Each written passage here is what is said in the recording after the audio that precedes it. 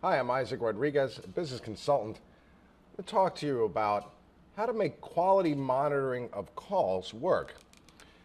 If you're monitoring the calls that are coming into your customer service center, you want to make sure that the employee is aware that you are going to be monitoring those calls, but just to understand what it is that they're doing, and in case there's any questions, to make sure that the job that they're doing makes sense and that they're delivering the best customer service possible.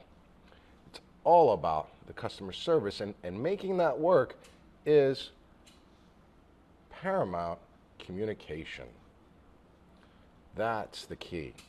Communicating with the employee about the purpose to the monitoring, why it is that you're monitoring the calls that are coming in and going out, and making sure that there are no lost opportunities that arise from that phone call, whether it be business or an opportunity to make your customer feel good.